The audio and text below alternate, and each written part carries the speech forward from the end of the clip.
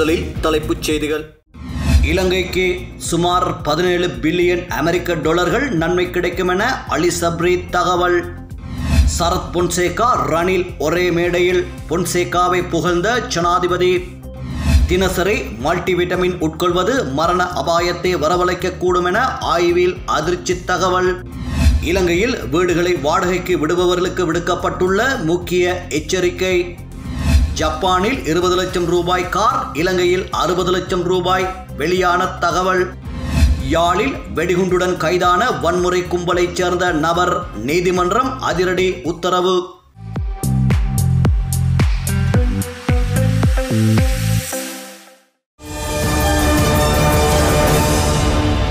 வணக்கம். தமிழ் பேசும் மக்களின் உரிமை குரலான வீரகேசரியின் இரவு நேர பிரதான செய்திகள். வாசிப்பது மாணிக்கம் நேசமணி. செய்தி ஆசிரியர் MD லூசியஸ்.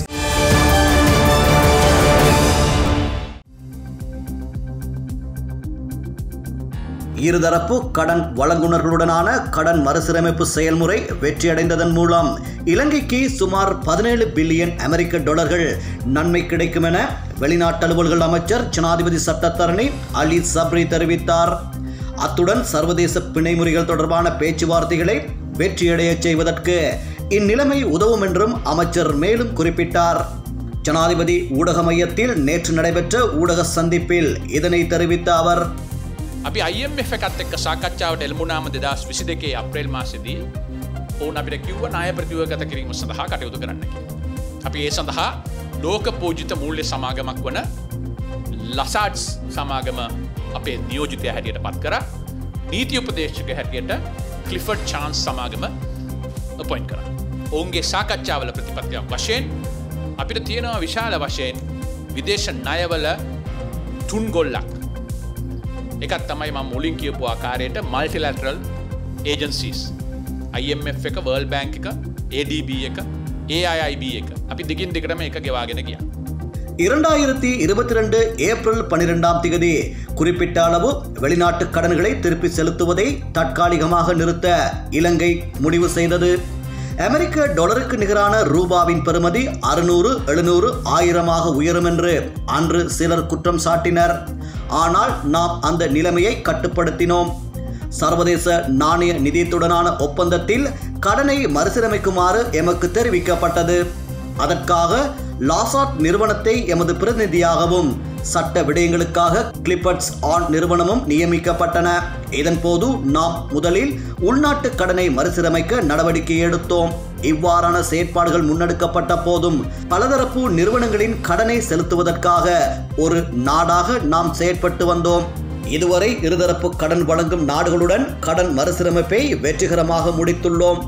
இந்தியா, ஜப்பான் மற்றும் பிரான்ஸ் ஆகிய நாடுகள் ஒன்றிணைந்து இருதரப்பு கடன் முகாமைத்துவத்திற்கான உத்தியோகபூர்வ கடன் வழங்குனர் குழுவை உருவாக்கி அதற்காக செயற்பட்டன. அதே சமயம் சீனாவுடன் பேச்சுவார்த்தை நடத்தினோம். இவை அனைத்தும் முடிவில் நாம் வெற்றி பெற்றுள்ளதுடன் கடனை திருப்பிச் செலுத்தும் நிலைபேறான நாடாக மாறியுள்ளோம். இந்த வெற்றியின் மூலம் இலங்கைக்கு சுமார் 17 பில்லியன் அமெரிக்க டாலர்கள் நன்மை கிடைக்கும். மேலும் நமது நாட்டிற்கு மேலும் பல்வேறு விதமான நன்மைகள் கிடைக்கும். சர்வதேச பிணைமுறிகள் வைத்திருப்பவர்களுடனான பேச்சுவார்த்தைகளை வெற்றியடைய செய்வதற்கு இந்த வெற்றி உதவும் என்பதை கூற வேண்டும். இப்போதும் அது தொடர்பான கலந்துரையாடல்கள் இடம்பெற்று வருகின்றன. அதேபோன்று சர்வதேச நாணய நிதியத்தால் வழங்கப்பட்ட ஒரு குறிப்பிட்ட காலப்பகுதிக்குள் முழுமையான கடன் மறுசீரமைப்பு முன்னெடுக்கப்படுகிறது என்பதையும் கூற வேண்டும். மொத்த கடன் தொகையை மொத்த தேசிய உற்பத்தியில் 95% வரை குறைக்க வேண்டும். மேலும் வெளிநாட்டு கடனுக்கான தற்போதைய வட்டியை மொத்த தேசிய உற்பத்தியில் 4.5% வரை குறைக்க வேண்டும் என்றும் வெளிநாட்டு அலுவல்கள் அமைச்சர் ஜனாதிபதி சட்டத்தரணி அலி சப்ரி மேலும் தெரிவித்தார். முன்னாள் இராணுவ தளபதியும் பாராளுமன்ற உறுப்பினருமான ஃபீல்ட் மாஸ்டர் சரத் பொன்சேகா எழுதிய இந்த போரை அடுத்த இராணுவ தளபதிக்கு விட்டுக் கொடுக்க மாட்டேன் என்ற நூல் வெளியீட்டு விழா ஜனாதிபதி ரணில் விக்ரமசிங்க தலைமையில் கொழும்பில் உள்ள நெலும் போக்குன திரையரங்கில் நேற்றைய தினம் நடைபெற்றது. நூலின் முதற் பிரதியை பாராளுமன்ற உறுப்பினர் ஃபீல்ட் மாஸ்டர் சரத் பொன்சேகா ஜனாதிபதிக்கு வழங்கி வைத்தார். ஜனாதிபதி ரணில் விக்ரமசிங்க சார்பில் நினைவு பரிசும் இதன் போது வழங்கப்பட்டது. இங்கு கருத்து வெளியிட்ட ஜனாதிபதி කියන අභියෝගයට මුහුණ දීලා ඒ අභියෝගයෙන් ජයගත්තය. එහෙම චරිතයකට තමයි මේ තනතුර හිමි වෙන්නේ. එතන ඉන්නේ සරත් ෆොන්සේක මැතිතුමා ඒ ගණයට අයිති වෙලා තියෙනවා. ලංකාවේ යුද්ධ හමුදාවේ එකම ෆීල්ඩ් මාර්ෂල් තනතුර දරුව පුද්ගලයා. ඒක දරන්නේ විශේෂ යුද්ධයක් කරපු. එතුමා ඇත්ත වශයෙන්ම යුද්ධ අභියෝගයකින් දින්න විතරක් නෙමෙයි යුද්ධ පිටියේ ඒ වගේම යුද්ධ පිටියෙන් පිට දේශපාලනයේ එහෙම අභියෝගවලට මුහුණ දුන්නා. එකපාරක් නෙමෙයි අභියෝගයට මුහුණ දුන්නේ දෙපා. உலகத்தில் மிக மோசமான யுத்தம் ஒன்றுக்கு நாம் முகம் கொடுத்தோம். மற்றைய நாடுகளில் இன்றும் அவ்வாறான யுத்தங்கள் காணப்படுகின்றன. ஆப்கானிஸ்தான் யுத்தம் இலங்கைக்கு முன்னதாக ஆரம்பமானது. அந்த வகையில் சரத் பொன்சேகா தனது பொறுப்பை சரிவர செய்திருக்கின்றார். அதேபோல் சிவில் வாழ்க்கையிலும் அவர் பல சவால்களை எதிர்கொண்டிருந்தார். அதன் போது அவர் தனிமைப்படுத்தப்பட்ட வேளையிலும் சிறையில் அடைக்கப்பட்ட வேளையிலும் வலுவான மனிதராக உருவாகினார். அதனால் நல்லாட்சி அரசாங்கத்தின் காலத்தில் ஜனாதிபதி மைத்ரிபால சிறிசேனவோடு கலந்துரையாடி சரத் பொன்சேகாவிற்கு ஃபீல்ட் மாஸ்டர் அந்தஸ்து வழங்கப்பட்டது.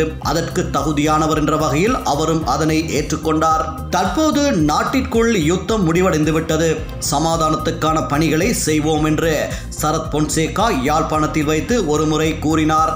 அதற்கு தேவையான நடவடிக்கைகளை மேற்கொண்டு அந்த பணிகளை நிறைவு செய்ய எதிர்பார்க்கின்றேன். நாம் அனைவரும் ஒன்றுபட்டு நாட்டை முன்னேற்றிச் செல்வோம் என்று கேட்டுக்கொள்கின்றேன். எமது இராணுவம் அனுபவங்கள் நிறைந்த நாட்டை கட்டியெழுப்பி சமாதானத்தை ஏற்படுத்த இவர்களால் முடியும் என்று தெரிவித்தார். இதனை அடுத்து இங்கு கருத்து தெரிவித்த ஃபீல்ட் மாஸ்டர் சரத் பொன்சேகா, යුද්ධය පටන් ගන්නකොට මේ රටේ දේශපාලනඥයින් බහුතරයක් ජනතාව ඒගොල්ලෝ දරපු මතය තමයි මේ ත්‍රස්තවාදී යුද්ධයෙන් ඉවර කරන්න බෑ. මේකට අනිවාර්යෙන් දේශපාලන සිදුමක් ආය යුතුයි කියන්නේ.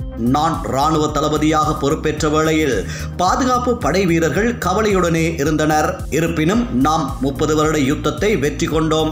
ராணுவ வீரர்களின் ரத்தம் வியர்வை சிந்தப்படாமல் அளப்பரிய அர்ப்பணிப்புகள் செய்யப்படாதிருந்தால் யுத்தத்தை வெற்றி கொண்டிருக்க முடியாது. யுத்தத்தின் பின்னர் நாட்டு மக்களும் ஆட்சியாளர்களும் ராணுவ வீரர்களுக்கு உரிய மரியாதையை வழங்கியிருந்தனரா என்பது கேள்விக்குறியாகும் என்றும் தெரிவித்தார்.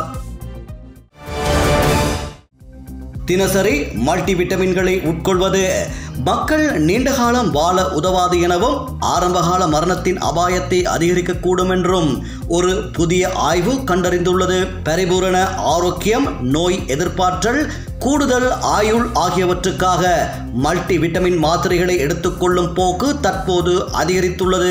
ஆரோக்கிய குறைவிற்காக மருத்துவர்கள் பரிந்துரைப்பதற்கு அப்பாலும் மருத்துவர் ஆலோசனை உடனோ அல்லது இன்றியோ சுய விருப்பத்தின் பேரிலும் தினசரி விட்டமின் மாத்திரைகளை எடுத்துக்கொள்ள பலரும் விரும்புகின்றனர்.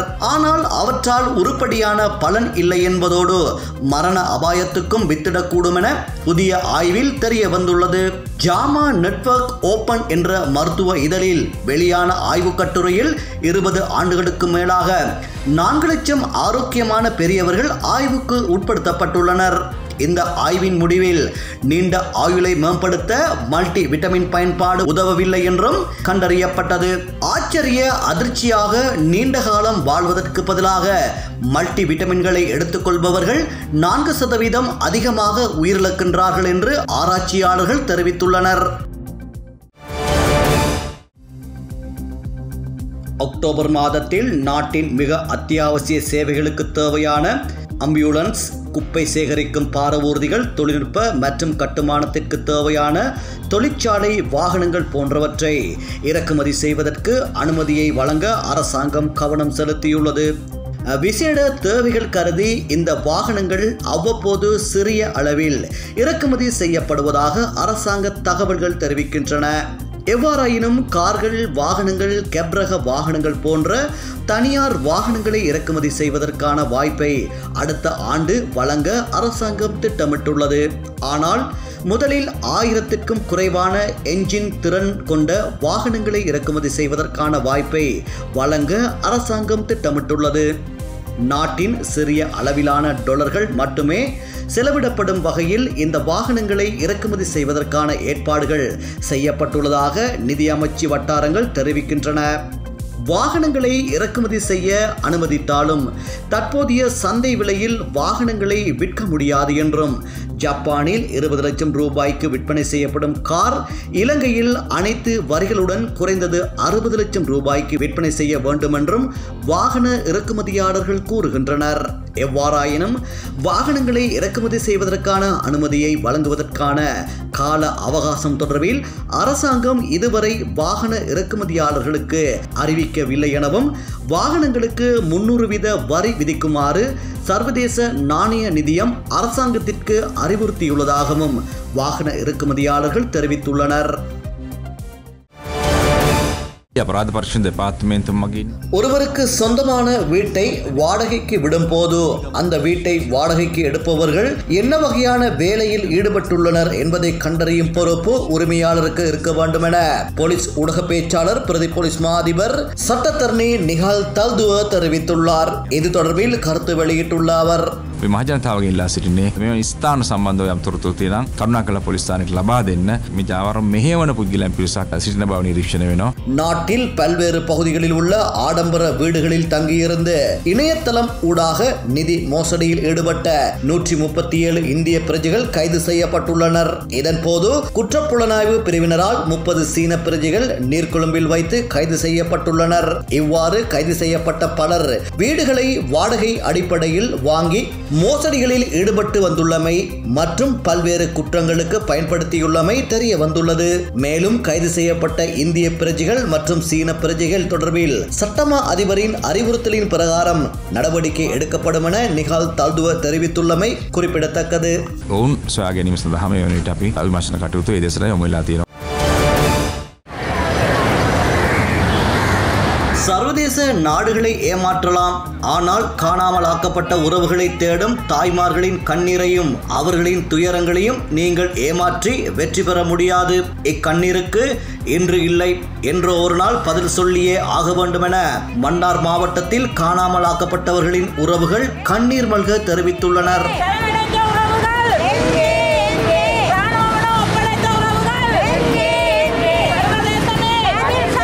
மன்னார் மாவட்டத்தில் வலிந்து காணாமலாக்கப்பட்ட உறவுகளை தேடும் குடும்பங்களின் சங்க தலைவி மனுவல் உதயச்சந்திரா தலைமையில் காணாமலாக்கப்பட்டவர்களின் உறவுகள் நேற்று வெள்ளிக்கிழமை காலை 11 மணியளவில் மன்னார் மாவட்ட செயலகத்துக்கு முன்பாக கவனஈர்ப்பு போராட்டம் ஒன்றை முன்னெடுத்தனர்.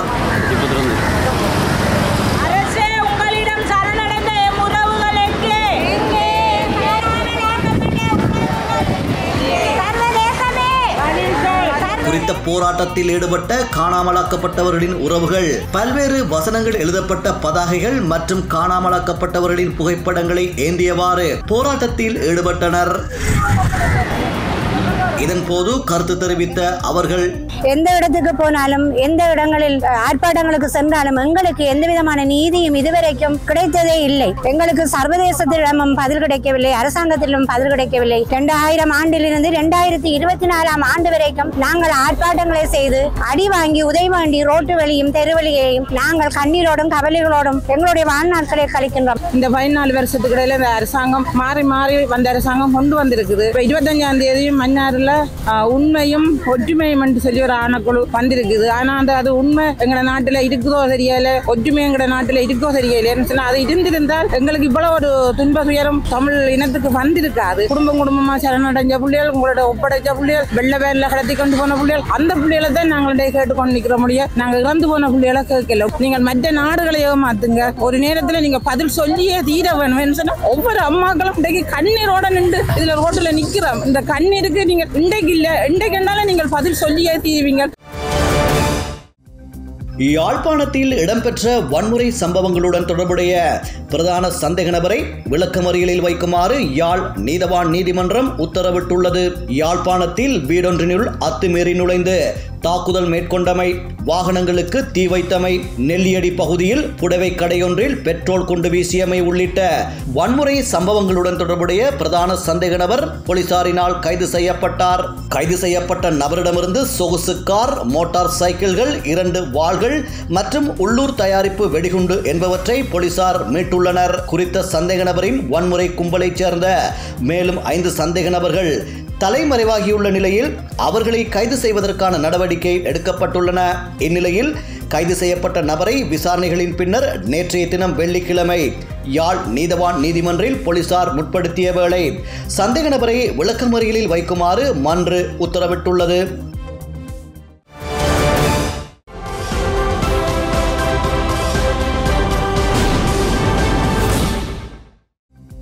இலங்கையின் சில பகுதிகளில் இடைக்கிடையே மழைவீழ்ச்சி பதிவாகக்கூடும் என வளிமண்டலவியல் திணைக்களம் எதிர்வு கூறியுள்ளது.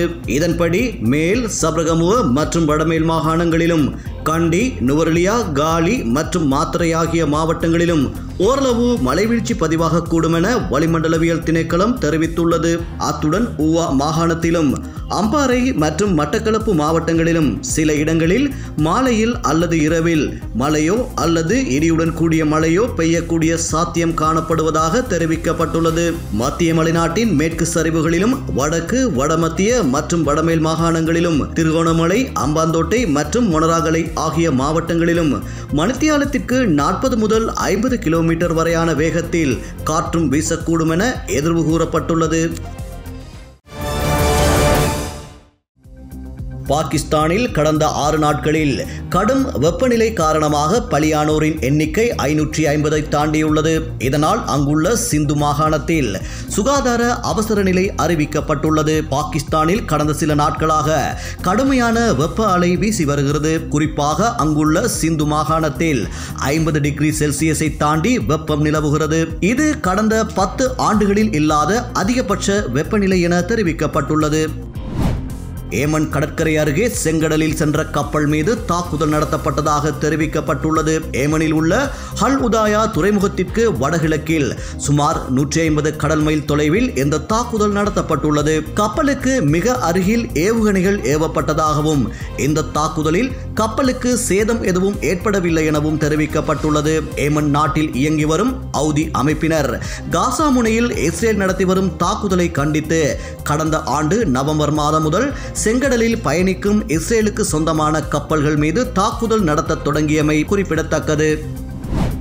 மாலைத்தீவு ஜனாதிபதி முகமது முய்சுவுக்கு எதிராக பில்லி சூனியம் வைத்த சந்தேகத்தின் பேரில் அந்நாட்டு பெண் அமைச்சர் கைது செய்யப்பட்டுள்ளார். அந்நாட்டின் சுற்றுச்சூழல் அமைச்சர் பாத்திமா சம்னாஸ் மாலைத்தீவு ஜனாதிபதிக்கு எதிராக பில்லி சூனியம் வைத்ததாக சந்தேகத்தின் பேரில் பாத்திமா வீட்டில் போலீசார் சோதனை நடத்தினர். சோதனையில் சூனியம் தொடர்பான பல பொருட்களை போலீசார் கைப்பற்றினர். இதனையடுத்து பாத்திமா சம்னாஸ் கைது செய்யப்பட்டுள்ளார். முஸ்லிம்கள் பெரும்பான்மையாக உள்ள மாலைத்தீவில் பண்டிதா அல்லது சிகரு என அழைக்கப்படும் பில்லி சூனியம் வைப்பது கடுமையான குற்றமாக பார்க்கப்படுகிறது. தனது குடிமக்களை சீனா ஹாங்காங்கிற்கு செல்ல வேண்டாம் என தாய்வான் எச்சரித்துள்ளது. சீனாவிலிருந்து பிரிந்த தாய்வான் 1949ஆம் ஆண்டு தனிநாடானது. ஆனாலும் சீனா அந்நாட்டை தன்னுடன் இணைத்துக் கொள்ள முயற்சித்து வருகிறது. இதனால் இரு நாடுகளுக்கும் இடையே பதற்றமான சூழல் நிலவி வருகிறது. மேலும் தாய்வானுடன் எந்த நாடுகளும் தூதரக உறவு வைத்துக் கொள்ளக்கூடாது என சீனா எச்சரிக்கை விடுத்துள்ளது. இந்நிலையில் தாய்வான் தனது நாட்டின் குடிமக்களை சீனாவிற்கு செல்ல வேண்டாம் என்று கூறியுள்ளது. அதேபோல் ஹாங்காங், மக்காவோவின் அரை தன்னாட்சி சீன பகுதிக்கும் செல்வதை தவிர்க்குமாறு தெரிவித்துள்ளது. தாய்வான் நாட்டைச் சேர்ந்த நூற்றுக்கணக்கானவர்கள் சீனாவில் வாழ்கின்றனர். ஒவ்வொரு ஆண்டும் வணிகம், சுற்றுலா அல்லது குடும்ப வருகைக்காக பயணம் செய்கின்றார்கள் என்பது குறிப்பிடத்தக்கது. இதே நேரம் தாய்வானின் வான்பரப்புக்குள் 10 சீன விமானங்கள் இவ்வார முற்பகுதியில் பிரவேசித்ததாக தாய்வானின் தேசிய பாதுகாப்பு அமைச்சு தெரிவித்துள்ளது. இது தேசிய பாதுகாப்புக்கும் பெரும் அச்சுறுத்தல் என்று தாய்வான் பாதுகாப்பு அமைச்சு தெரிவித்துள்ளது. கடந்த செவ்வாயன்று 17 சீன இராணுவ விமானங்களும் 8 சீன கடற்படை கப்பல்களும் தாய்வானை சுற்றி செயற்பட்டன. அவற்றில் 10 இராணுவ விமானங்கள் தமது வான்பரப்புக்குள் பிரவேசித்ததாகவும் அந்த அமைச்சு தெரிவித்துள்ளது.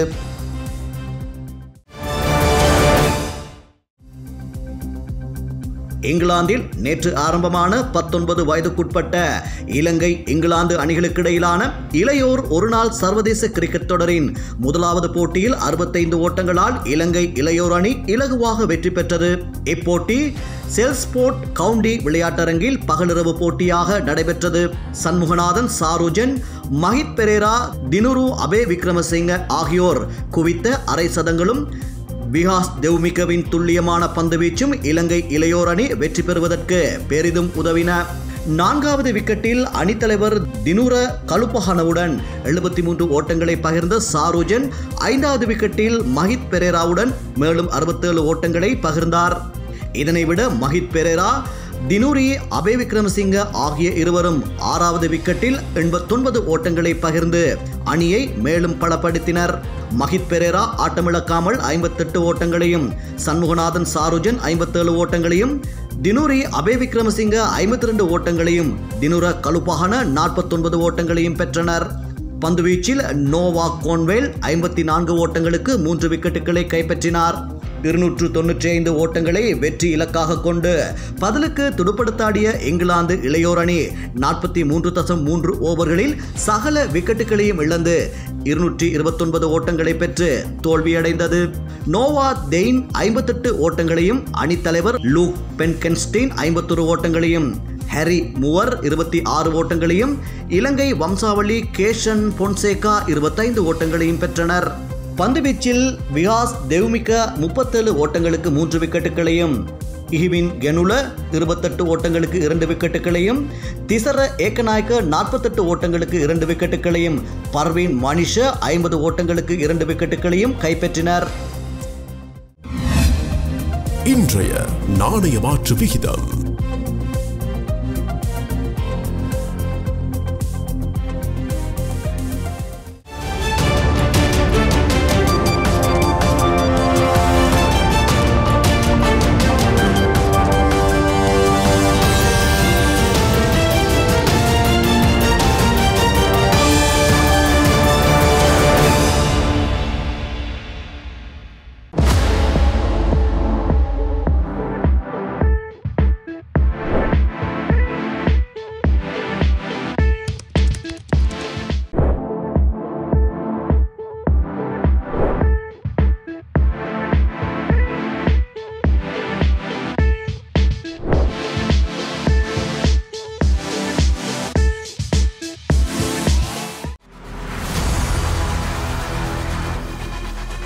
இலங்கையின் முதல் நிலை முதற்கர செய்தி வழங்குனர் வீரகேசரியின் குறுந்தகவல் செய்திகளை உடனுக்குடன் தமிழில் பெற்றுக்கொள்ள டயலாக் வலையமைப்பிலிருந்து REG இடைவெளி வீக்கி என்று பதிவிட்டு 87 960 என்ற எண்ணுக்கு குறுஞ்செய்தி ஒன்றை அனுப்புங்கள்.